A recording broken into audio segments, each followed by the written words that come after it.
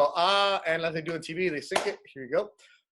Welcome to Living the Dream speaker series. I'm your host, Beth Duran. I put this together. And so for those of you who've been following along all week long, thank you so much. And for those of you who are joining for the first time, you're wondering who's this dude in his garage with a bunch of t-shirts behind him. It's me. I am a sports reporter in Los Angeles. I do a lot of play-by-play for boxing, do a bunch of different things. I am the ultimate freelancer. I work for everybody. For a lot of years, I worked at ESPN Radio covering the Southern California sports scene. And what I decided to do this week is put together panels of my friends. And if you look around, there are Latinos in sports, not that many of them. And I've always made the joke with my bosses, now that I'm 41, I can go and tell them like, hey, I'm the only one here. It's a joke, but it's also sad. Yeah. And one of the things that Angel Rodriguez and I have talked to over the years, he works at the LA Times, and I used to work for him doing the podcast, was there's a lack of talented Latinos. Now, a lot of them are graduating, but how are they getting to that next level? How are they putting in that work? And the lack of representation in the upper management is part of it. And look, if you're talented, you're going to rise. But if you're not, we're going to be very honest with you and say, hey, maybe you should go do something else. To get to the elite levels, you better be good. But it always helps to have a network of people. And one thing I've always been aware of is the NABJ, National Association of Black Journalists. A lot of them are my friends, and we always joke around at the NBA circles.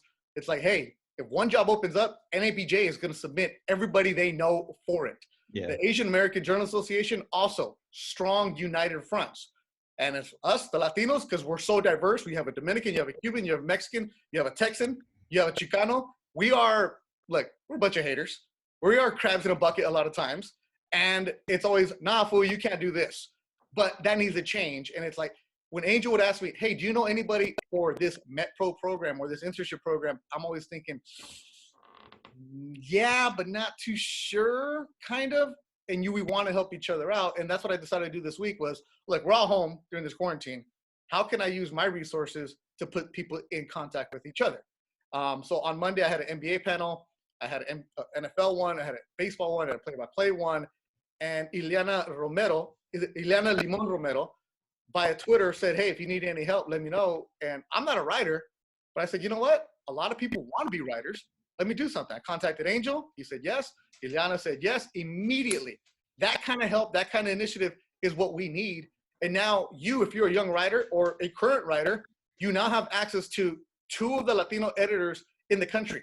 Let me start with Ileana Limon Romero. She is a sports editor of the Orlando Sentinel. I've never met her, but I've seen her from a distance, because she is the only Latina sports editor at a major newspaper in the country. Correct, Ileana?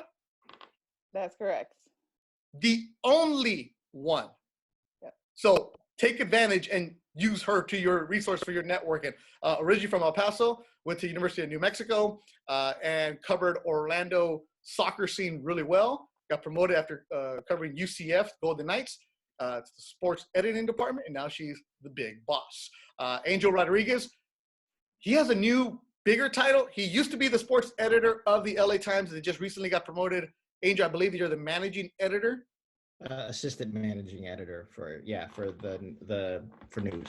In other words, big time, big time. So you have two of the best in the country here who are giving themselves up for an hour to help you. All questions today, if you go to the Q&A tab, put them in there. That's how we will facilitate through them. And also, if you want to take a screen grab, tweet about it, Instagram, cool. The only thing I ask is do not record it. We're going to be very, very honest. There might be some swear words. Of course, work in sports, you got to. But it's going to be completely honest. Whenever you've gone to different seminars or panels, it's usually, and I hate doing them, I hate going to them, because usually it becomes a big pissing contest of like, look at all the awards that I've won. And next thing you know, the student or the writer is like, hey, can you answer my damn question? Like, we're not here for ego. We're here to help you and the next generation. So Iliana, let me start with you. Your role as the sports editor, and you look around the country, you're the only Latina. I mean, is it intimidating, or is it like, hell yeah, watch out, look for me? It's disappointing. I don't want to be the only one. Wow. I can't say the only ones. We got to fix that.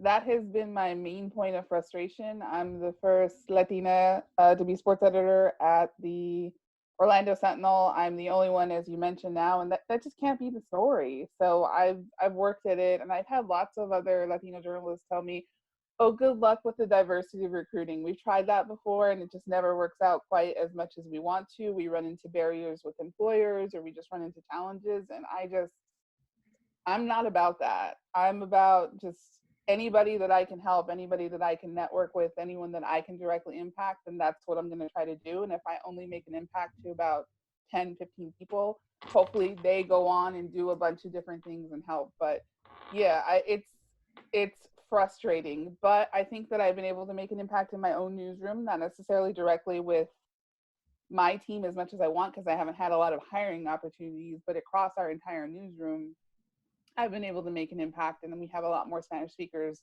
than when I started, and they're from a bunch of different backgrounds, a couple of Texans, but also some from all over, because this community is all over Latin America is represented here. So that's, for me, it's not, it's a frustration of just not having more people and just fighting through that as much as I can. The frustration, I think, and Angel I've known for a while, and actually I met him because I asked him to be on my podcast. I had no idea who he was. When he got hired at the LA Times, like, whoa, there's somebody with the Rodriguez last name? Like, who is this? And I grew up in Los Angeles. I grew up putting the newspaper into the news racks. That's what I would do in junior high and high school. So I knew all about the sports writers, and I know what a Bulldog edition is. I know what Agate is. Yeah. I know all that stuff. I never worked in it, but I know it. And Angel, I remember you telling me, I'm not going to hire somebody just because they're Latino, but I would love to hire somebody who's Latino who can reflect the market that they're working in. And you did that in baseball by hiring Jorge Castillo and Maria Torres, young sports writers, not because they were Latinos. One, they were good. You got to be good to be at the LA Times, but also it's reflecting your community and the readers you serve. That's the important part of what you understood compared to some of the other people, right? Yeah, because I mean, with every hire, and you know, Iliana mentioned it, how precious the hires are nowadays. Even we'll see how it goes from here on out. But so you're putting your own reputation on the line whenever you hire someone, right? And especially being the minority in the newsrooms, especially in a position like this where you actually have the ability to make the hires. You have a little bit of, it sounds bad, but you have a little bit of a target on your back, a little bit of like, okay, well, what's this person going to do? How is going to run the department? And so every hire is very, very important that you get it right, just because you don't have an opportunity to hire, they're hard to undo. They're hard to replace. The business model is difficult. So you have to hit it out of the park pretty much every time. And so what that means is that you have to be very, very sure about the people that you hire. And sometimes you have to look at it and say, okay, well, look, I have these two candidates. They're pretty similar. I'm going to take a risk on this one person because we need this specific skill, which potentially in the past, it wasn't really taken into account. And so to me, it was very important on the baseball beat to find people that were able to tell the stories of the whole locker room. And 35-40% of baseball locker rooms are Spanish speaking. And so knowing that Jorge and Maria both, I knew Jorge a little bit longer than Maria, but knowing the quality of work that they had done, and it was almost like a little bit of a no-brainer. And in terms of the recruiting aspect, we run into this, or other people run into this a lot, where it's like, oh, we don't know who the candidates are, or there aren't any quality candidates. And newsrooms end up spending a ton of money on consultants to tell them how to better hire a diverse newsroom, and it all boils down to hire a more diverse newsroom. That's the easy part. But the point is that you have to start developing these relationships from the very beginning. Like when I started at the LA Times, I reached out to Jorge way early, like even before I had a position, he was covering the I was gonna say the Bullets. He was covering now I'm drawing a blank on what the Bullet what he was at the Washington Post. He was at the Post covering the former Bullets. The Wizards. Wizards. Jesus Christ. News guy. I'm old. You leave sports for like 5 minutes and you forgot it all. What happened? He was covering the Wizards, and it was like, hey, look, I don't have a position now. I've been following what you've been doing for a while. I don't have a position now, But if I do, like, hey, let's talk. And so I would follow him and a handful of other people, just kind of follow them through their careers. And then when an opportunity presents itself, then it's like, hey, I have this, what do you think? And that helps in a way that, like, they now have a little bit of the when I say the reporters now have a little bit of an understanding of who you are, what you've done. You're not just cold calling people, because you've laid the groundwork for these things. And so that makes Somebody's it always watching, right? right. Somebody's always watching. And so it, in those cases, it was really important, but it wasn't just finding Spanish speakers. I think when we talk about diversity, and I know this one's a little bit more focused on Latinos, but I think it was really important to understand, especially in a city like LA, it's really important to also have people that were born and raised in LA and understand LA. And as someone who's not from here, I understand how important it is. And so when you start looking at other communities that, this is such a diverse city, Arash Markazi, for example, is a Persian kid that grew up in LA, understands LA. And so that to me was important to also bring in. And so, and that has also been a development. And so that segues a little bit into the idea or the concept of networking with people and establishing relationships, which is really important. And that's how a lot of the stuff happens in this business, right? That's why you're doing this today. You're both here today on your busy schedules. I know working from home, you're still really busy to help and network and give some advice to people here. All right, let me ask you the questions. And if you have questions, put it in through the Q&A department. Alex is going to start it off. What makes a resume stand out for a post-grad and one who is trying to break into the newsroom ASAP? All right, before you even get to that, I'm going to tell you right now, Alex, don't worry about ASAP. Like, it's a grind. It's a process. ASAP is not what you want to say. But Iliana, we'll start with you. What makes a resume stand out? It's a lot like Angel said. Like, the resume is important. One, I need you to be honest.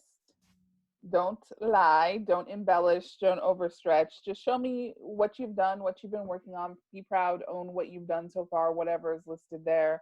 Be very clear.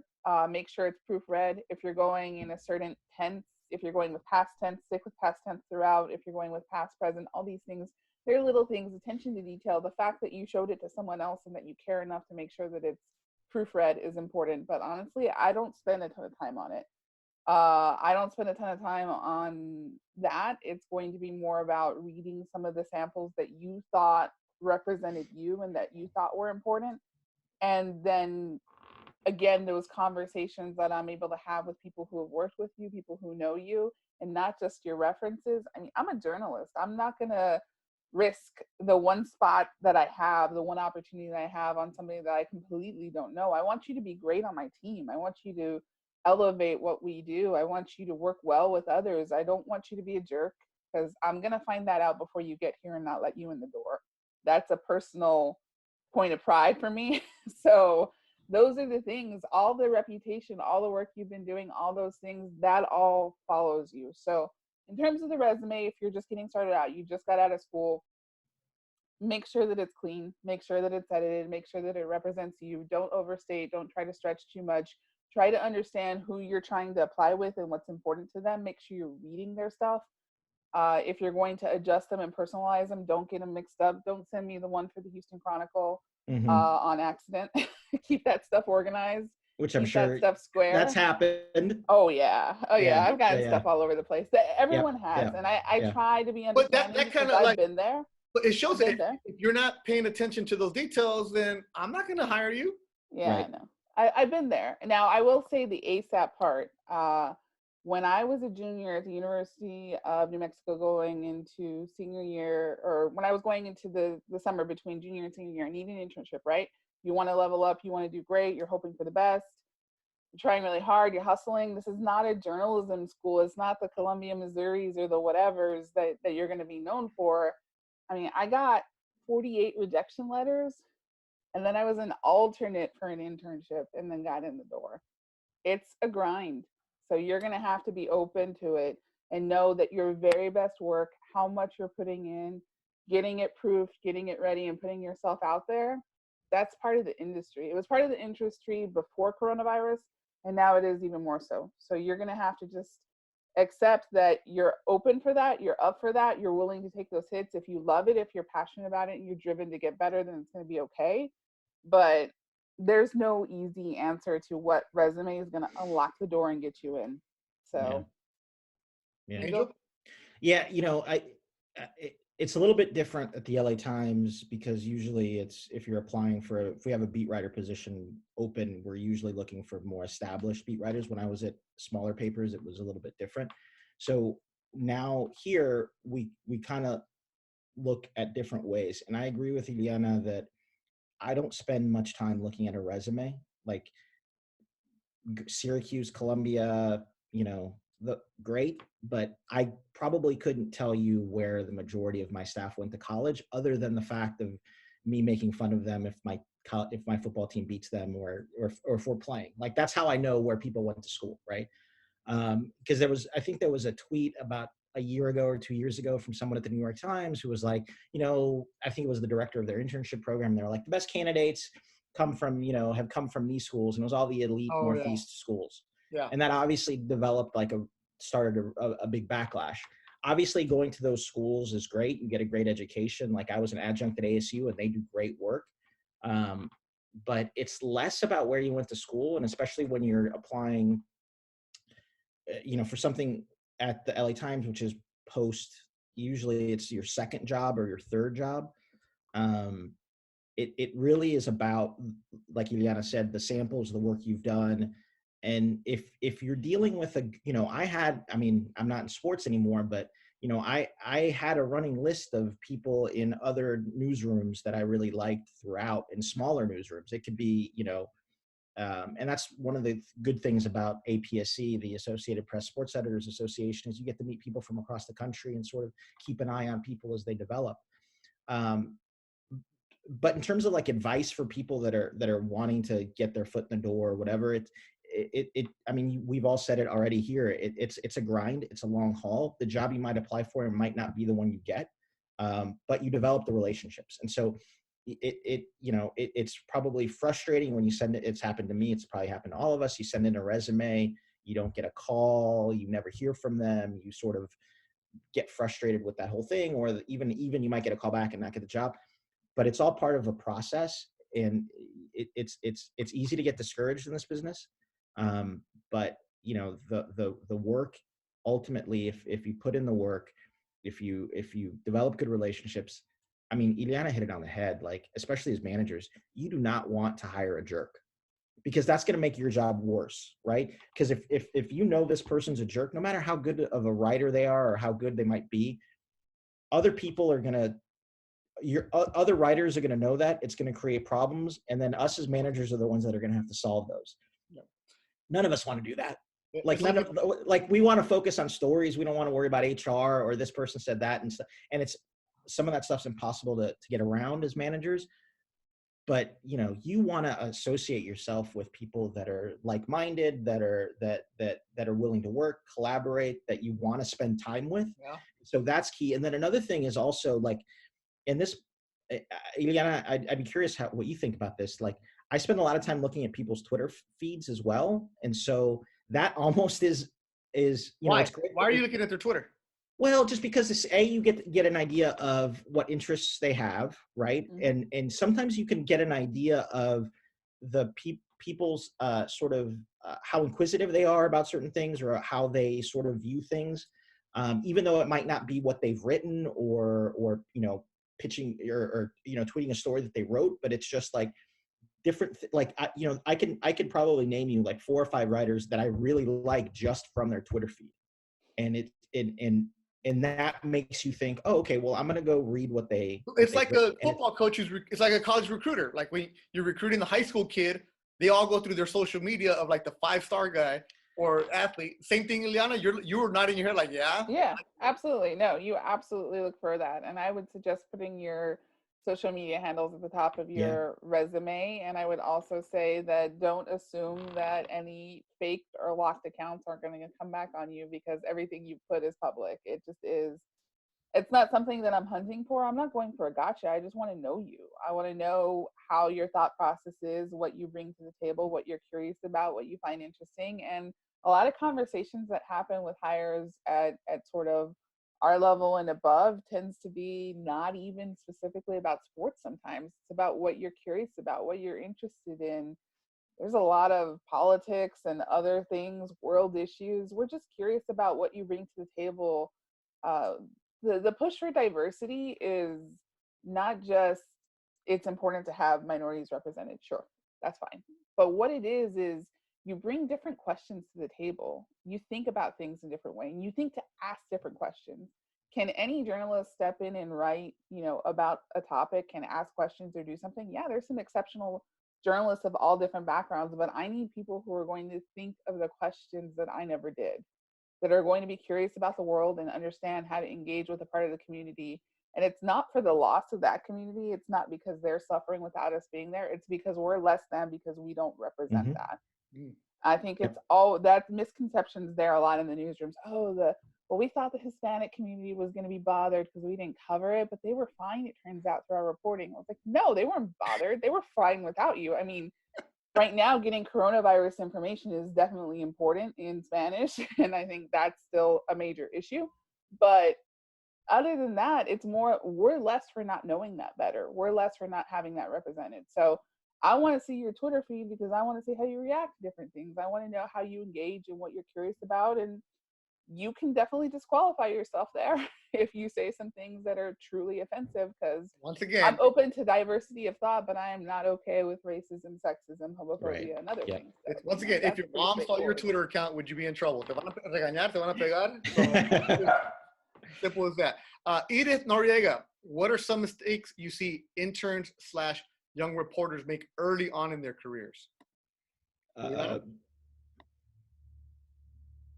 Go ahead, Angel. If you've got something off the top, I can go behind. No, I was going to ask what mistakes interns make. It's was that the question? You see young interns or young reporters make? That's broad. It is, and the first thing that popped into my head, I'll just say it, and it's something that probably I did when I was young. I'll flip it this way. The one thing that will make you stand out as an intern or a reporter is curiosity and ambition, and not sitting back and waiting for people to tell you what to do. Because look, when you come in as an intern in a lot of newsrooms, we're all really busy, right? We love to have the additional resource as with an intern, but a lot of us don't have the people that can manage you directly, like 24/7.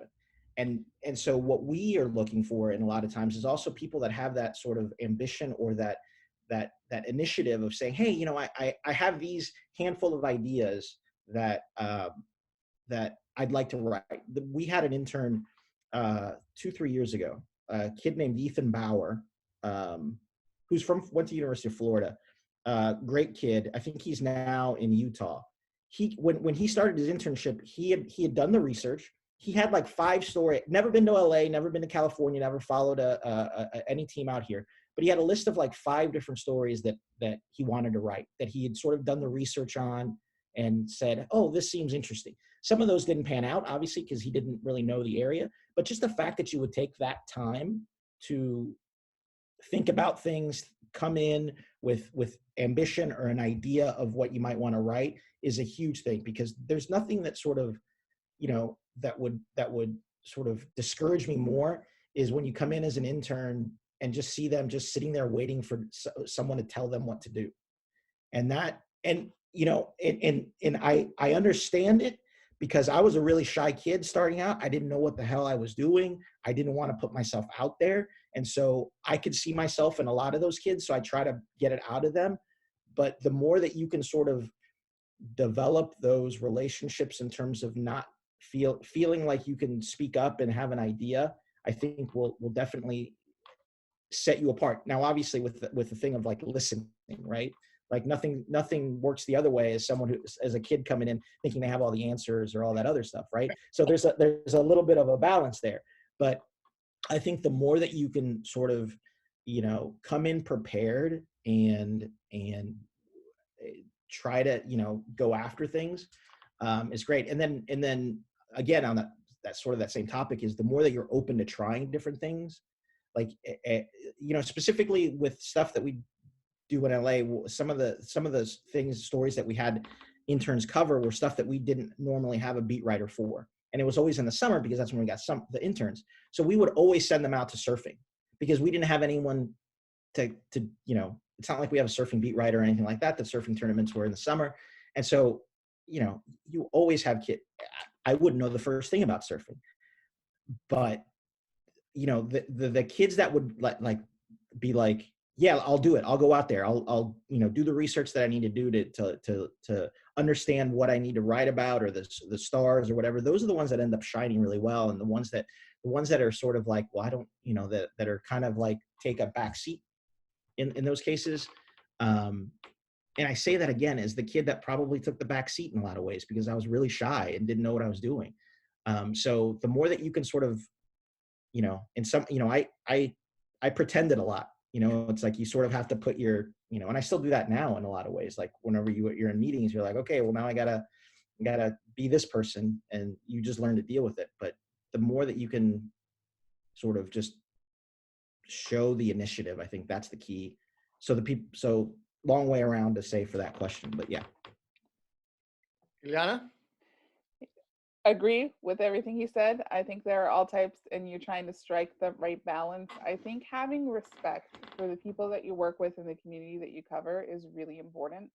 I think having respect for the people that came before. I don't care if you don't think that the writing is the greatest, or if there's certain people there that you think you're better than, or if there are just certain areas of the paper that you don't care about, or certain parts of the job that just don't interest you at all. We're looking for people who are open-minded, who are hungry, who are eager to learn, and who have respect for the people who are around them, which is not to say that you can't come with new ideas and creativity to turn things upside down. That's what we hope for. We hope for that jolt of intern energy and a new look and dialogue with a younger audience. We want all of that, but at the same time, we also need you to just understand who we are and think about where you fit into it. Studying before you get there, reading, learning, asking everyone questions, treating all of it as an opportunity, and absolutely respect for the community that you cover. Do not embarrass us. Do not mistreat people who you're out interviewing. Do not reflect poorly on us, because we're trusting you to go out there and represent us, even though you're very young in the industry. Everything that you say and everything that you do, you need to operate with respect and politely, and treat people who are our audience that we're trying to keep and bring in, treat them well. Treat them like they're worth your time, because they are giving you their time, and that's a huge thing.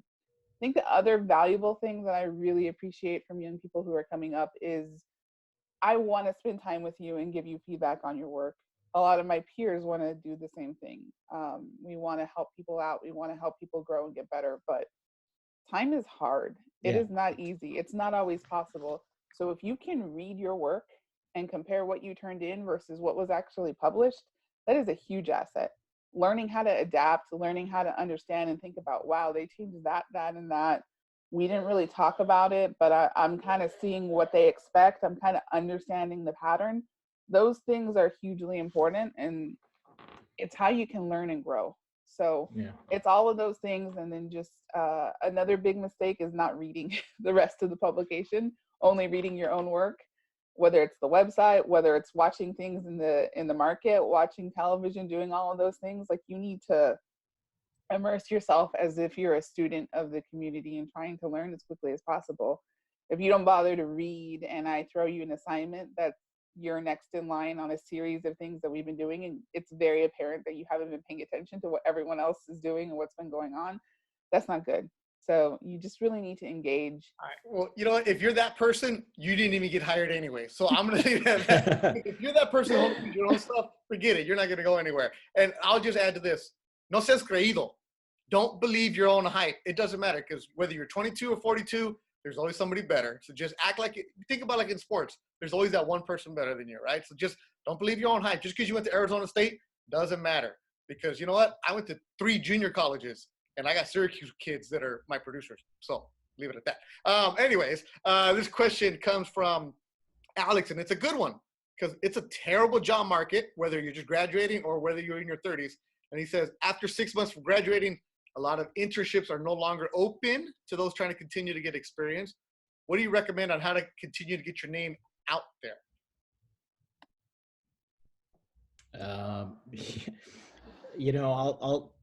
Iliana's probably been in meetings as well. when we've talked about this, it's like we're all in uncharted territory right now. Like this is all very different. Like we sort of knew what our business model and how things were in a way before this with journalism and how it was going through its difficulties and trying to find what the right business model was for the future. Now it's all a little bit or a lot different. Specifically with sports, what you hope is that once we get past this a little bit, there's, people are going to want to still go to football games or watch football or baseball and all these different sports, right? I think what we do is still going to be necessary in terms of sports reporting, probably even more so, at least on the short term. But the market is, it's not good right now. So, I've heard of internships that have dried up, obviously because you can't travel and it becomes a little bit more difficult to fly out and all these different things. Thankfully, the LA Times we still have our internships working remotely, which will be great. But right now, if you don't have an internship and you had one lined up, I mean, the only thing you can really do is just, start your own blog, keep busy, keep the muscles working, keep that reporting muscle working, because we'll get through this at some point and potentially, you cross your fingers that news will become more important to people. And we're seeing this at the LA Times. I'm sure Iliana is seeing it too. People are more willing right now to pay for journalism than probably at any other point in at least since the digital transformation. We've seen huge increases in our digital subscribers at the LA Times over the last 3-4 months. So if this continues, that means that we'll hopefully have a strong base of paying customers that will allow us to continue hiring.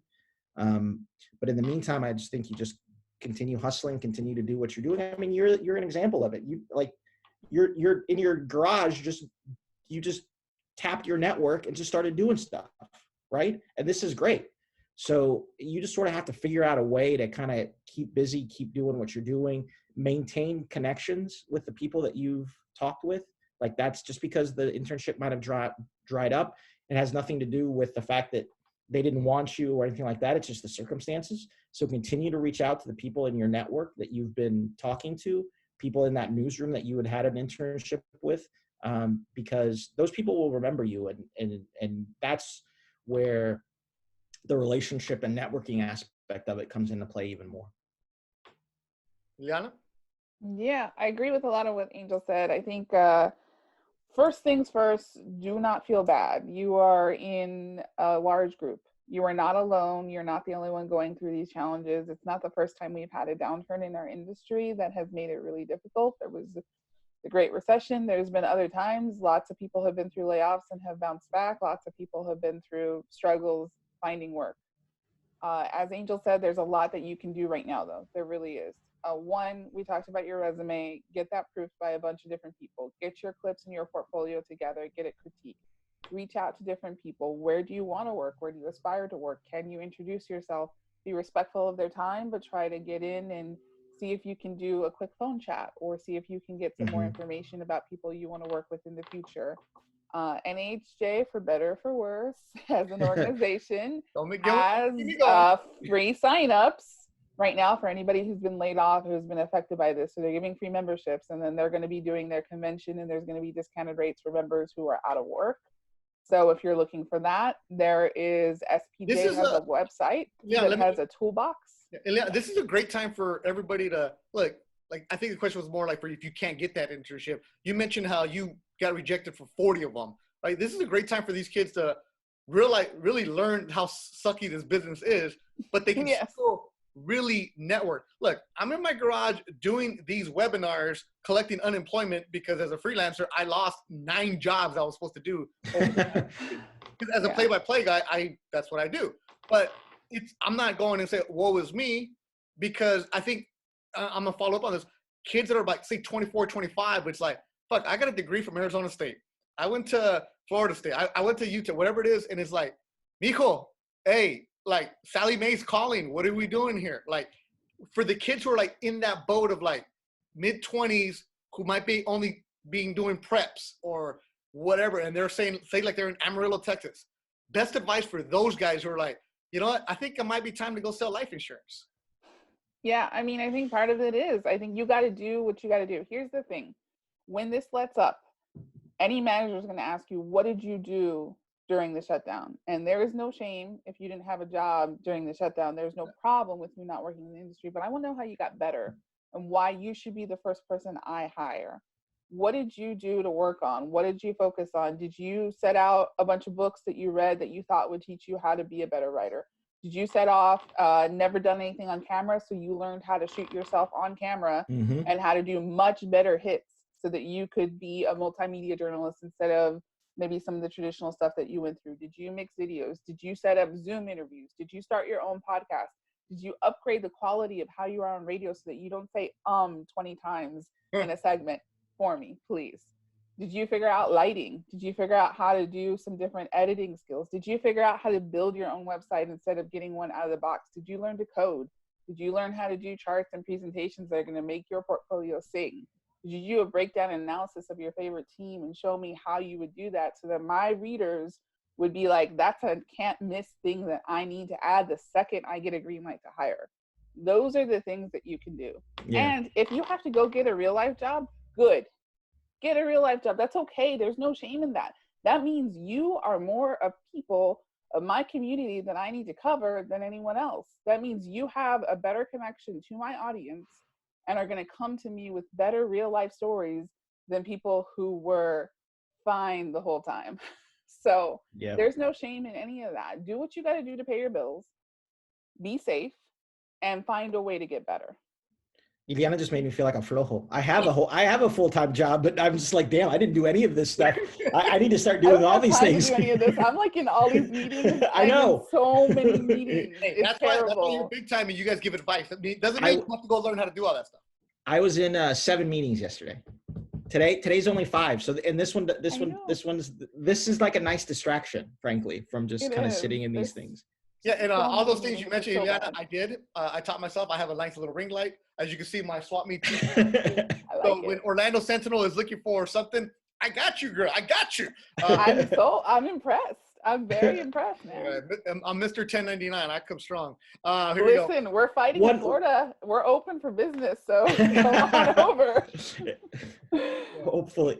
The one what Iliana just mentioned reminds me of something that we had I won't say any names, but we had a job candidate come in recently, and they had a really strong background. They were a really good writer to begin with, and that's what attracted us to her.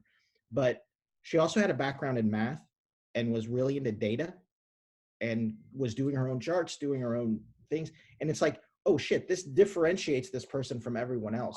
So the more things you can find that sort of that differentiator, and to Iliana's point, the more things you can sort of do and teach yourself now, because in a lot of cases you learn on the fly. It's not like you're going to sit in a classroom and learn a lot of these things. A lot of that, there's some great online tutorials on different things, but those type of skills that, newsrooms now don't really have a ton of really set you apart. And so, the data journalism aspect of it, specifically with sports, I think is just a huge area where we're lacking in. Be different. Be yourself and be different all at the same time. All right, here's a good one from Ahmad.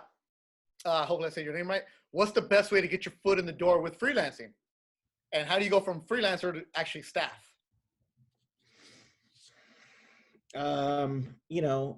Roberto was just on our and I don't know if he's still on, but he had written a story that had gotten a lot of attention.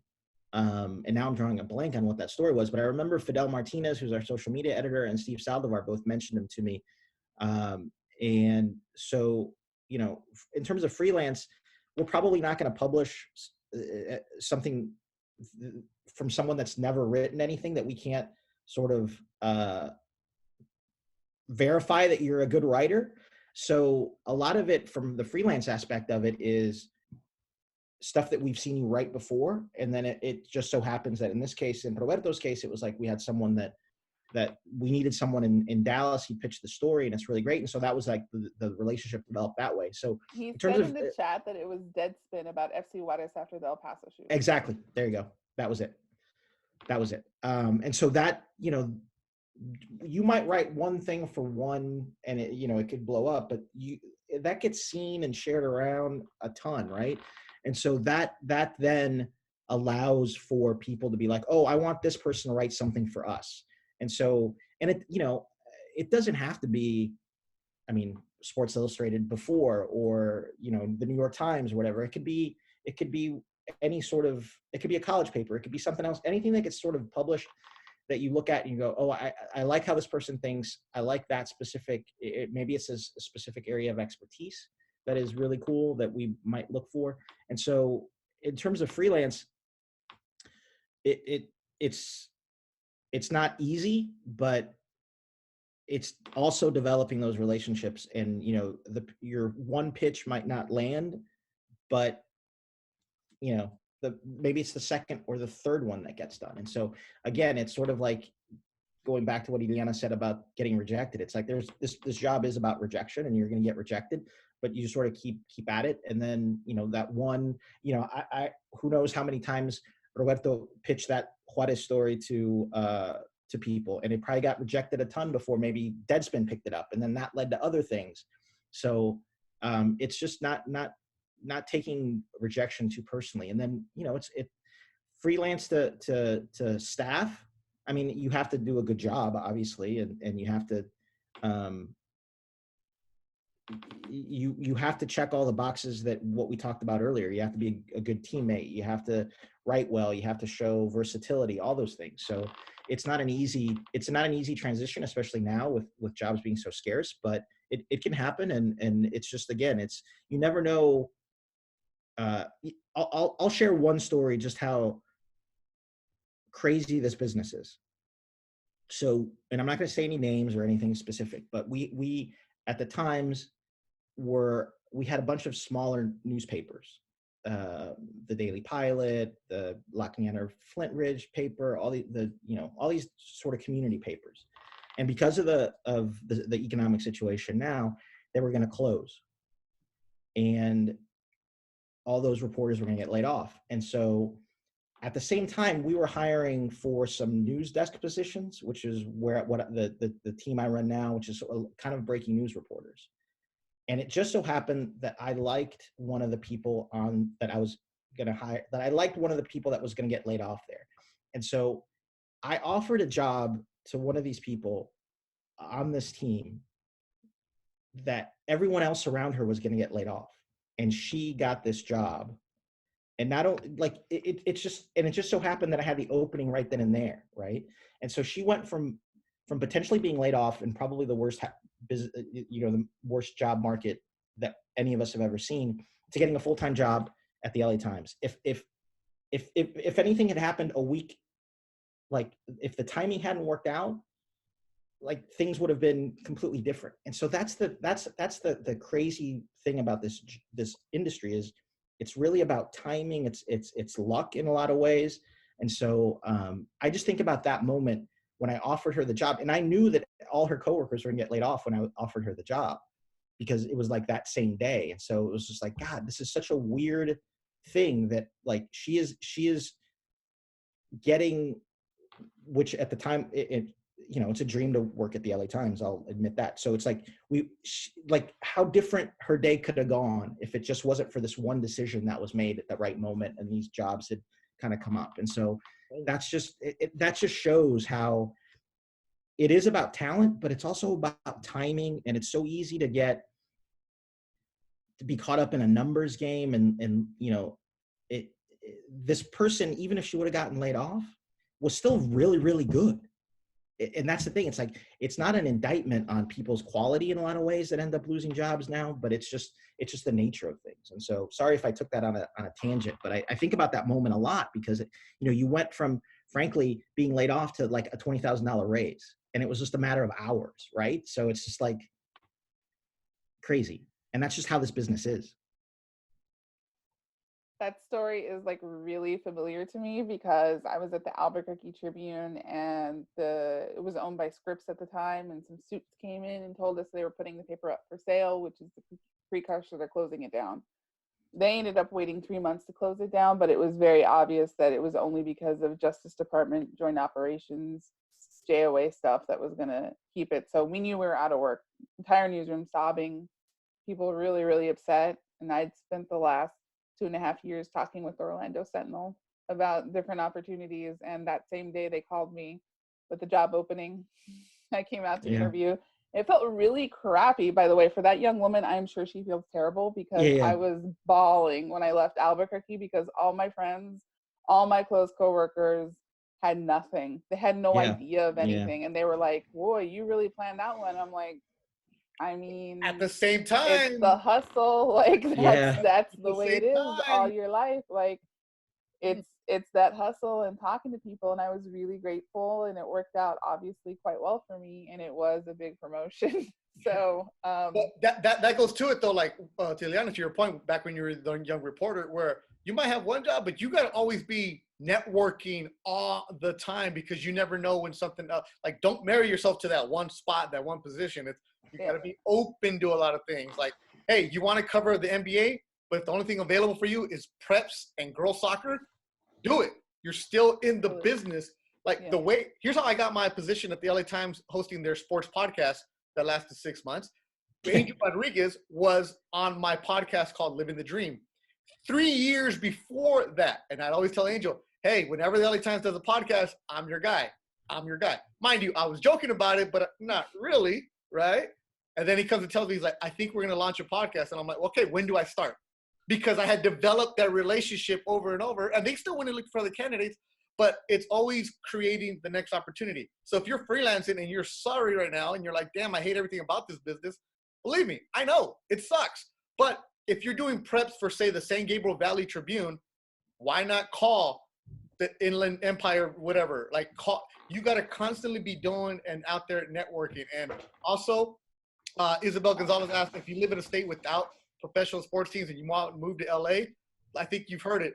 Work, work, work, continue to write. Because if you want to get to LA or New York and the big markets, you got to be really, really, really good. And don't get caught up in the fact that there's no pro sports where you're at.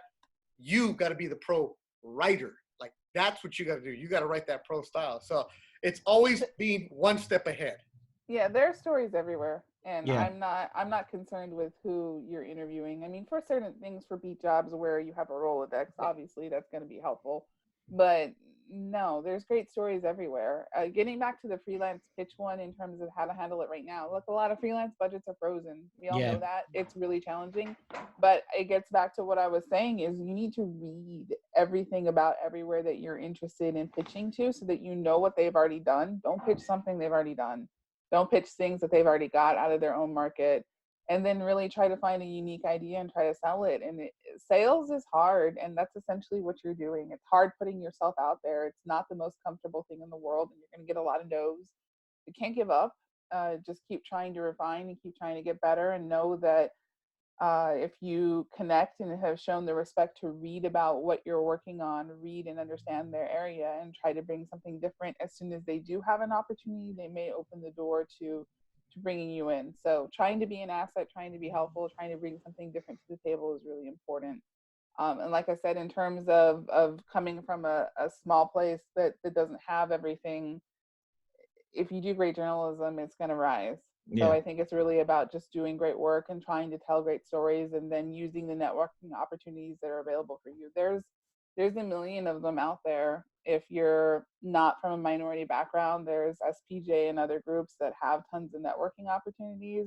And if you are any of these affiliated groups, or just, hit people up, like I said, directly, they're not all going to say yes. They're going to be busy. But if you do try to hit someone up for mentorship or guidance or feedback, come with specific questions. Come with exactly what you're hoping for them to be able to do. Be respectful of their time and know that they're slammed. They want to help you, but they're busy. So come with just one or two quick, clear asks and get in and get out. And then that will help you start that dialogue. Yeah, it's a last call for questions because everybody's got to move on. They got 8,000 other meetings. So if you haven't get into the Q&A department, this has been really good, really insightful. I think open eyes to some people. Like, it's not that they don't like you. It's just that they can't hire you right now. It's it's tough. Here we go. Audrey Diaz, how do you balance writing through stories about the team athletes you cover, maintaining good relationships so they don't get mad at you? This goes back to your days as a reporter. Yeah, I don't I don't worry about them getting mad at me too much as part of it. I think you just kind of let it go. Your responsibility is to your readers. That's an advice that an editor gave me from the get-go when I came into editing. Once I left Albuquerque, he was fantastic and just really said, never forget, whenever you have a tough decision, whenever your back's against the wall, your obligation is to your readers and to no one else. So whatever is going to best serve your readers, whatever is going to be honest and do right by them, that's what you do. They ice you out, they'll come back around. And if they don't, then you find other ways because you're a news ninja. That's what you got to do. Yeah. Yeah. And that's, I smile because as editors, we probably, instead of pissing off one team, we get the calls from like 8 different teams that are pissed off constantly. And so that's what we deal with.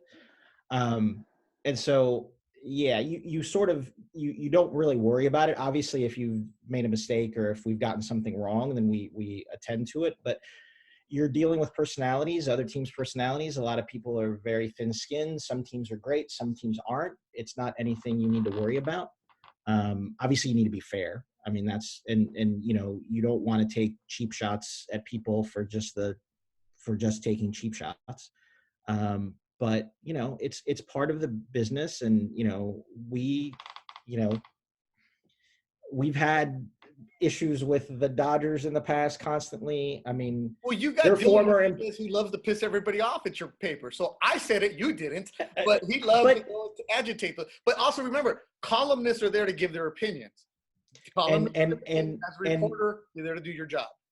And with Dylan, it's not an act. That's how he is. No, I know. And so it's we've never asked him to write a certain way or go after this. All these things, it's him. And so it's sort of like, fine, you know, if it obviously there's discussions sometimes about like, okay, well, we don't need to take every shot at people, like just pick and choose.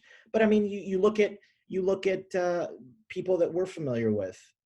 You know, my relationship with Golden Boy and Oscar and Eric is up and down. It depends on what story you write one day, and they hate you, and then the next day they realize, okay, yeah, we need you, we'll come back. Yeah. It's all part of like managing those situations. And in a lot of cases, if you have a good editor that'll kind of get your back and sort of massage these people a little bit and develop relationships. And so, like, you know, we had issues with Canelo not talking to Lance Pugmire, our boxing writer, because they were mad about the tainted beef questioning, right? Lance had to ask that question. And we take pride, and this is something that I learned pretty quickly moving to the LA Times from someone that we both consider a friend and mentor, and John Sherva. He was very much like, you know, we're the LA Times. When we go into a press conference, we want to be the people setting the agenda. We're not going to sit back and wait for other people to ask the hard questions. We're the ones going to ask those hard questions. And that's what we look for in the reporters as well. And so, you know, you have people like Dylan and Plaschke and all these people that Jorge that understand their role, and they're the ones that are going to ask those questions. And Lance asked the question that needed to be asked. And especially when you're dealing with, not to say anything about boxing media versus other media, but in a lot of cases, access and everything is very dependent on the relationships that you have. And so we sort of have taken we're gonna ask the hard questions. We're gonna write the stories as fairly as we can. And I think ultimately our subjects respect that at the end of the day. They might not like it and then at that moment, because potentially they get embarrassed or we're telling a truth that they don't want out. But I think at the end of the day, they'll realize, oh yeah, okay, they're doing their job. Yep. As Shelly Smith is a mentor of mine from ESPN, she told me years ago, look, they're not your friends. You do your job, you tell the truth. They're going to get over it as long as you don't lie. Tell the truth, tell the truth, tell the truth. And if they got a problem with it, they should play better. And also, never take anything personal. Never take anything personal. One more question. This was going to come from Nicolette Rojo and Reynaldo Silva. As far as business cards, if you got them, cool. If not, everybody's got Twitter. That's your business card now. Nicolette Rojo, what are some skills that you've noticed over the years that up-and-coming journalists should gain to get their foot into the industry? Yeah, go ahead. You mentioned some of that about like being multimedia. Yeah, I mean, I think some of the foundation is just always there of being a good journalist, of having that curiosity, of having that aggressiveness, of having that passion for what you bring to the table. That's going to be there no matter what. In terms of new skills, like I'm excited if somebody is really strong on camera. I'm excited if somebody's got great multimedia skills, if someone can do charts or do statistical analysis in a different way.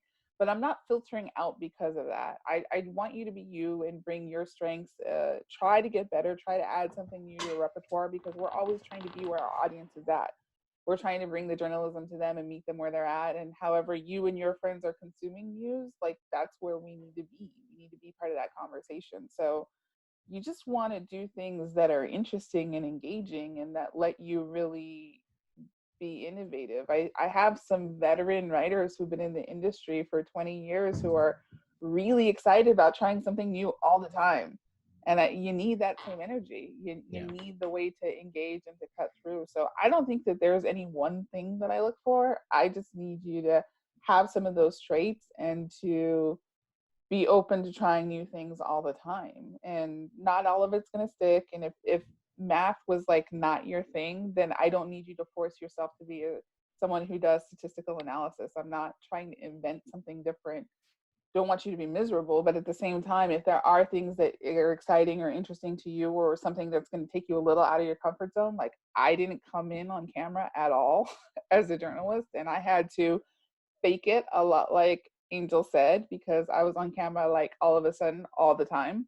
It's not my thing. It's not my favorite, but I learned how to be better at it. I took a lot of reps, and I learned that I was just going to have to suppress that voice in my head that was really nervous about it and focus on how to just bring the energy and do the best job possible. And that was really distracting from all the other things that I am self-conscious about and that I worry about.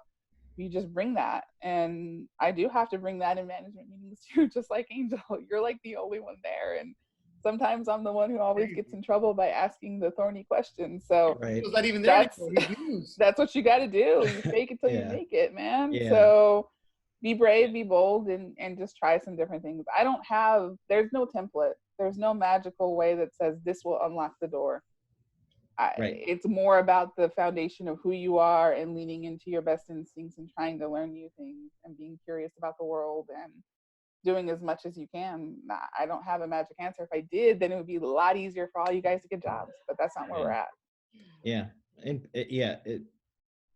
it's exactly right. I mean, imposter syndrome is real, and it's not a bad thing, right? It means that you're stretching your skill set. And so it's the same thing. I mean, I think for college kids now, and it's been true probably for the last 5-10 years, you've gotten skills in college that newsrooms are only now catching up to in a lot of ways.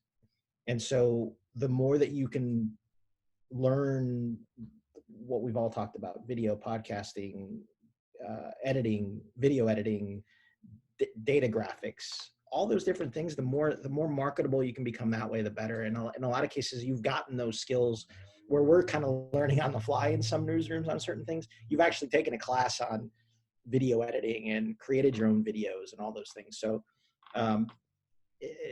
the other part of it is also, if you're applying somewhere, is looking to see what you can tell when you sort of do a little bit of a cold call or whatever, an email that I get,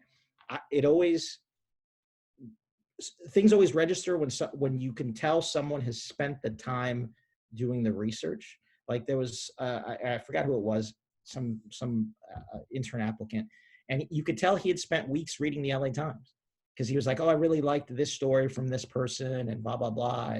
And so the more that you can do that sort of differentiates yourself from the pack. But you know, like we've been saying, it's really all about the hustle, the relationships. I did want to say one thing before we go about networking. 15, 20 years ago, if you asked me about networking, I would have been like, oh, I don't want to do that. Like that seems very self-promotional and that's not really my thing. And it seems fake.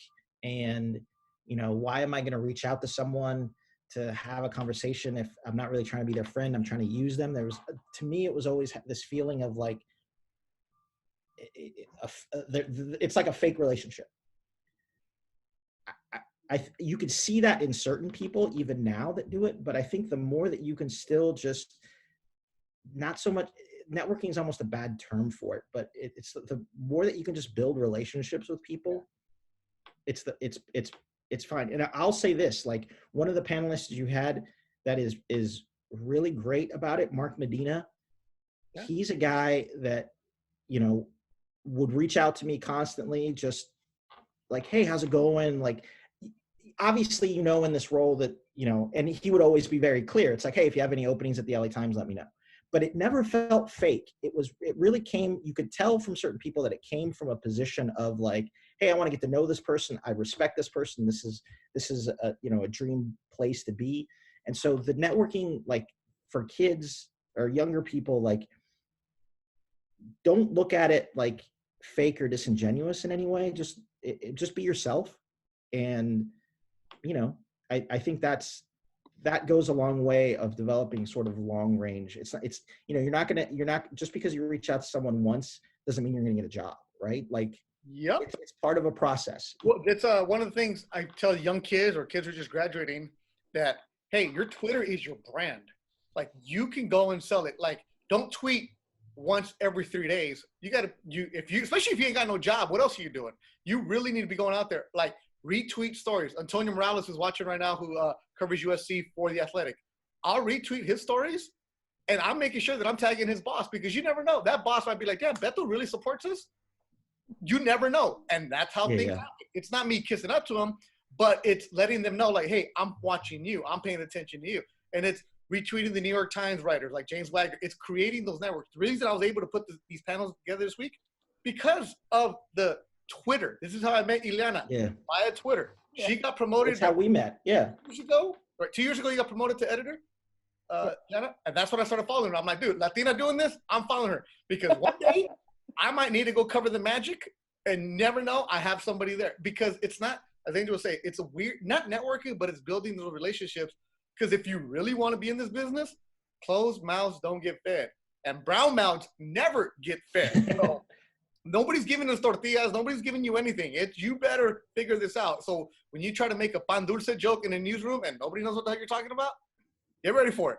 So I'll give you another example of how it worked out. I was at the Lomachenko fight here in LA at Staples Center recently with Lance and with Dylan Hernandez. We were covering the fight. And you get people come up to you and introduce themselves a lot, but there was someone came up to me and was like, hey, you know, my name is so-and-so. I'm a boxing writer. Here's my card. I'd really love, you know, I love what you guys are doing. Let me know if there's any opportunity going forward. And that was Manuk. And I didn't know Manuk from Adam before that day, but he came up to me, introduced himself, reached out to me after the fact. And then when situations came up, when Lance left for The Athletic and we needed someone to cover boxing, I was like, oh, I remember meeting this not a kid, but I remember meeting this guy at this fight. Let me reach out to him and see if he's available. And now he's our main boxing writer. So it really helps to put yourself out there in some situations. It's not always going to work out that way, but you know, if he hadn't reached out to me at that moment, you know, the opportunities wouldn't have presented themselves. And again, as someone who is still very shy, socially awkward sometimes, like whatever, like you have to play that game a little bit. And then, you know, afterwards you're like, oh God, did I mess, like, oh, why did I say this? Or why did I say that? Or I should have said this, or I should have said that. But, you know, for the most part, like, it's true. You know, you have to kind of put yourself out there. Yeah.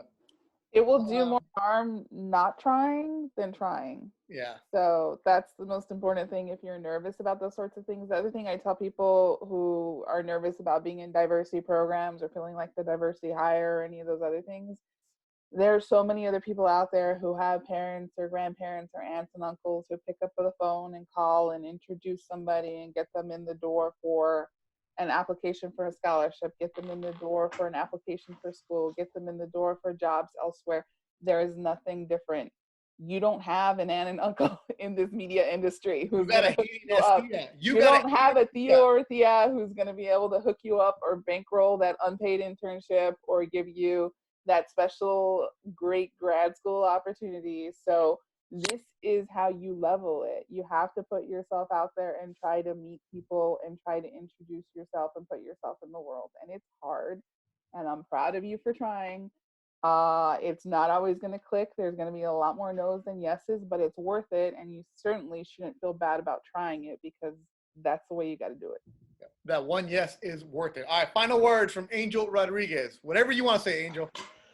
I wish Iliana and I had more to disagree about, so we could have brought some controversy to this panel, like make some news. No, it's look, we're all in a weird time. I don't think any of us know exactly what the next 4 or 5 months, 6 months are going to be with this industry. I think ultimately, though, the same thing that at the end of this, I feel what I feel certain about is that people are still going to want to read good stories. They're still going to want to read investigative journalism. They're still going to want to read stories that affect the community, stories that reflect the community that they're in. And so it's a weird time for everyone. As Iliana said, that our freelance budgets have been frozen. We're trying to figure out how we get through quarter by quarter. But what I hope is, and I go through this, there's days where I'm just like, this sucks. Like, you know, you get frustrated, you get angry. And so I think one of the things that we all need to realize is that, you know, hopefully this is just a weird sort of pause in all our lives, but that it shouldn't distract you from the ultimate goal. And if you really want to work hard at something and strive for things, that it's gonna be hard.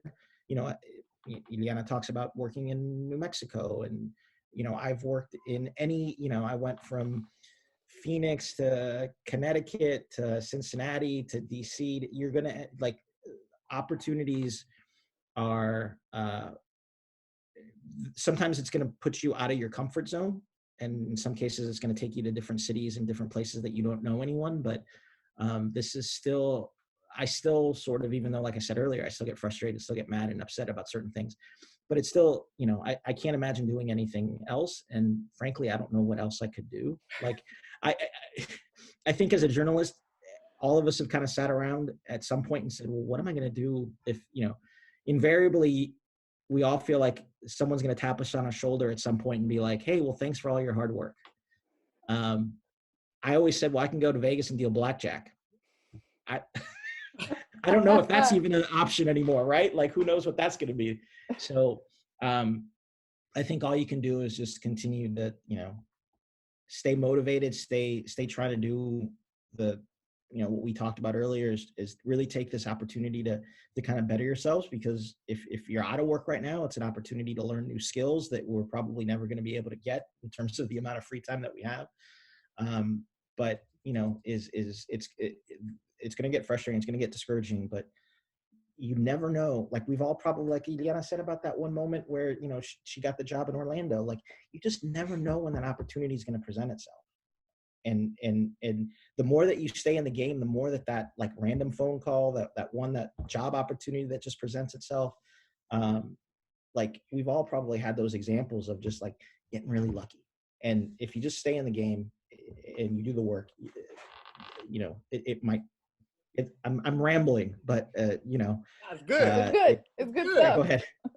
No, because you're being honest. And like, when do you ever really dishonest? I've known you for years. I've never heard you this honest. Well, I started drinking at about 8 a.m. The mimosas. No, I'm kidding. Me too.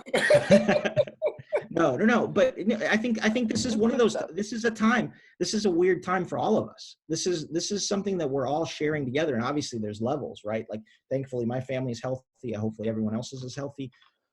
We've had people in our family lose jobs and are wondering, you know, where the next paycheck is coming from. And this is one that's something that's affecting us, not just financially, but emotionally.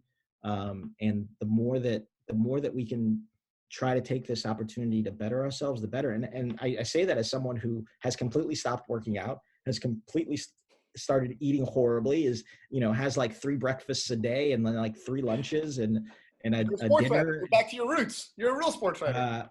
Yeah, but I'm very vain, so I don't. Were you nervous about coming on camera? I was like, oh, this shirt's wrinkled. Like, cause who cares about wrinkled shirts nowadays? But I was like, oh, I'm gonna be on this thing. I better see about putting this in the dryer at least. You better come strong. Iliana, final words from you. Okay, one that was awesome. Very good advice all throughout there. But it is real. Like your anxiety and your fear, it's okay. It's gonna be okay, and it's okay to feel the way you do.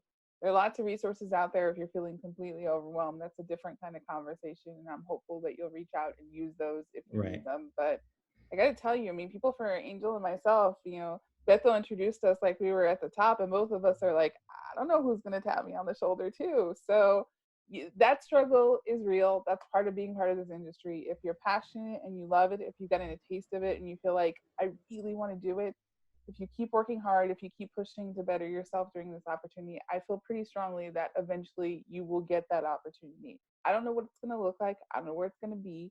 I don't know how it's going to play out, but I do know that there's an audience that has an insatiable appetite for this kind of coverage. They do want it. So it's going to be a matter of figuring out how to make that work economically. But I think in the meantime, while you're waiting for that money to come in, pushing yourself to be better is the way to go. I also think, speaking for the smaller market folks, sports coming back, they're going to need to spend some marketing money to make people feel comfortable about going into venues again, to make them feel comfortable about seeing this in person. Yep. And we're hopeful that our advertising departments will be able to capitalize on being part of that marketing. We are hopeful. We are already starting to see at my publication some advertising starting to come back as some businesses are slowly opening back up. We're starting to see a little bit of improvement. It's going to be a long, weird thing. There are going to be flare-ups with this virus until there is a vaccine and until there's a firm treatment. There are going to be flare-ups. Things are going to tighten up, loosen up. It's going to be weird. Got to deal with that. There is some stuff coming back. And you, my graduates, congratulations. We failed to congratulate you on actually graduating. Yeah. That's a big deal. Also, you are, I'm sorry to say, cheap labor. You're cheap. And when publications are finally able to start hiring, they're going to be looking more in that range than they are going to be at people at the top. Yeah. And so there are going to be freelance opportunities too, because they're not going to want to always commit necessarily to hires. And then once they are able to hire, some of those at that level are going to be options. So don't give up. Don't lose hope. Keep pushing, keep trying to get better. Know that you're not the only one in this shape. This is not an indictment of you or your greatness or your potential, whether you made a mistake pursuing this, because we love it. It's fun. It's wonderful. It's a really great thing. But I understand these are difficult times and it's really challenging, but don't lose hope. Yeah. I'm on Twitter, as Beto mentioned, OS Iliana. So just hit me up if you have any other questions. I will do my best to get to all of you. You can ping me more than once if I fail to get back to you, because I do have 17,000 meetings that I'm in. I am grateful that I still have a job, but it is a little weird how much we have to meet. And yeah, so there you go. And you reach out to both of them and let them know that you met them via this webinar. And like I said, this whole week I decided to do it just to connect people, because there's a lot of kids who I don't know what to do. So I thought the Zooms were going to be like maybe 6-7 people. They've blown up where we had 19 today, 20, and I had a paid Zoom to make the webinar. So like, you know, Mr. 1099 spending, I'm losing money on this. But if I can go and connect one kid to you, or if one person is listening is like, you know what, I'm gonna keep on chasing it. And the name of it is Living the Dream, because the name of my podcast is Living the Dream. And I always say, when people ask me, what are you doing? I'm like, living the dream. It's a nightmare, some of the other bullshit we deal with, but the actual job is a dream. And look, kid of immigrants, my mom and dad have no idea. Like, they're like, what are you doing? But I know that every single day when I have an opportunity to do something, I don't ever wake up and go, oh, it's like, all right, cool. What's the next hustle? What's the next próxima movida? What are we going to do? And I think that's the attitude you got to have as a reporter, where it's like, I want to go and chase this, get after it. We all knew that when we majored in communications, journalism, or whatever, that the family was like, oh, come on, what are you going to do with that? Just go be a teacher. Fuck that. Don't just go be whatever. Chase your dream. And if we can go and help you and connect with this, obviously, without a doubt. So Angel Rodriguez. And this is great because I mean, obviously social media has allowed a lot of this stuff to happen, but Iliana mentioned it before, the networks that we don't have, because of where our parents came from. And, you know, we might have the connections on where to get a nice guayabera or where to get the quinceañera dress and all that stuff. But in terms of jobs, I'll tell one story, like, and I know we have to go, but I don't really want to go to my meetings. But like, I remember, so my dad was an electrician. And so he worked at Texas Medical Center in Houston, which is a huge medical facility, worked at a you know, kind of a giant hospital. He had heard this, he speaks English very poorly, doesn't really understand. He had heard that like internships were what was needed, right, for kids. And so he was like, hey, you should come talk to this person over here that I work with, who he changed the light bulbs in his office, didn't really work with, whatever. But like, they're hiring interns. You should go and you know, talk to this person. I'm like, okay, well, what is it? It's like, I don't know, intern. You need an internship. You need an intern. Well, it ended up, I go in there and it was the most awkward conversation because they were like medical interns, you know, like it was people that had gone through medical school. And this guy just had a meeting with me just to be nice to my dad, but my dad didn't know what to do. It was like, no, these are for like medical interns, like people that have gone through medical school that are and so I was just in there talking to this doctor, and he was just like, yeah, this is not really what it is, but you know, I was just helping your dad out, but blah blah. And that just, in a lot of cases, that's how things are with a lot of people in our community. We don't really know all the little ins and outs of how to get ahead. And so the more that we can do these things, the more that this network can almost become our pseudo family connections, the better it is, because we're all trying to, I mean, look, Iliana mentioned it like at the very beginning when it was like, if I can only affect 5 or 6 people or 10 people, whatever it is in my career, that's great. If I can help 3 people, 4 people, 5 people get to a dream job, or, you know, the best conversations I have are when I offer kids internships, because we have very competitive, we have one intern a semester, and there's like 120 applicants. And so that one kid that you offer the internship, you pretty much make their career, because now they got the LA Times on their resume. And even though it's only 6 months, that opens doors like crazy. My former intern is Jesse Doherty, who is now the Nationals writer for the Washington Post, who was APSC beat writer of the year. Like, he was like 4 years ago. And not to say he wouldn't have gotten it otherwise or gotten there otherwise, but like, those calls that you can make to change 1 or 2 people's lives is really special, because that means that, you know, they're now going to get that foot in the door. And the more that we can do it for people that look and sound more like us, the better that is. So I really don't want to go. You can tell I really do not want to go to my meetings. So for those of you, and also, just because you're not going to apply for a job at the LA Times, but reach out to Angel. He mentioned Cincinnati, Tucson, Phoenix. Angel knows everybody. Iliana knows everybody. So if you're applying for a job in Bismarck, North Dakota, hey, Iliana, do you know somebody in St. Paul?